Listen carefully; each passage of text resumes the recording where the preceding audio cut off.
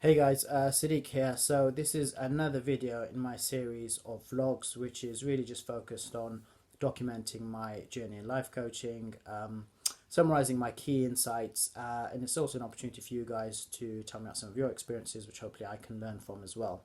So what I'd like to talk about today is how to learn something new, because I find that in the society we're in now, we've got exposure to so much online, exciting things going on. Lots of people are keen to learn new things.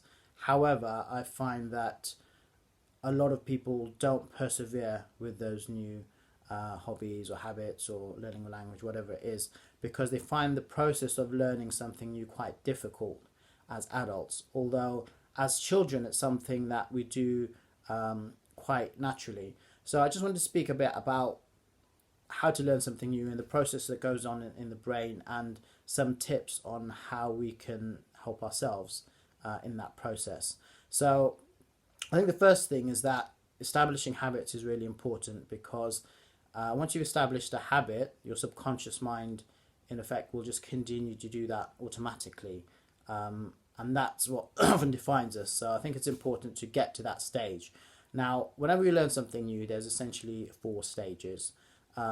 First stage is what we call unconscious incompetence. So at that stage, you may not be very good at something, but you don't really think about it, so it doesn't really bother you. The next stage is what we call conscious incompetence. So you've just started learning something, and then you're very aware that, look, I'm not really good at this. And you tend to, in your mind, compare yourself to other people who've been doing it for many years. And that's the stage where many people get put off and they don't like that feeling of uncertainty and not being good at something. Now, the third stage is what we call conscious competence, where it does take a bit of practice and focus, but when you're really focused on that thing, you can do it fairly well. And then the final stage is what we call unconscious competence, where it's so ingrained in you, you just do it naturally and it's just a habit. So learning a language is a key example of that, because once, if it's a language that you've learnt as a native speaker, the chances are you're probably at that level of unconscious competence. Those are essentially the four stages that your mind will go through. Now, the problem is you normally at that initial stage where you move from to the second stage of conscious incompetence, and you're aware that, look, I'm not very good at this. That's when people give up, and it's important at that stage to persevere. Now, one of my key principles is learn from others, but don't compare yourself to them. And in most things, it's useful to have a teacher, somebody you can learn from, but just remember your journey is your own. All you need to do is compare yourself to where you are now with the next step in your journey of where you want to be. Ultimately, it doesn't matter if somebody else is better than you at something, because they have their own journey, they've had their own life experiences, and you have yours. So that's what I think you should concentrate on. That will hopefully help you move forward.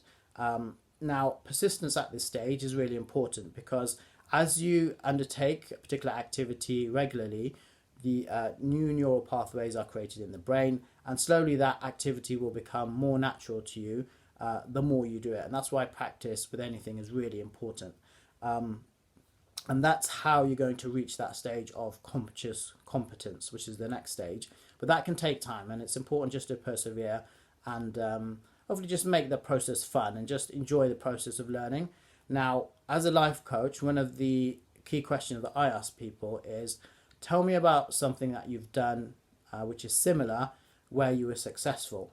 And I think that's a really powerful question, because it just shifts the emphasis on people. They move from the position of thinking, look, I can't do this, to actually, I did something and that wasn't that dissimilar. So, yeah, maybe this could work as well.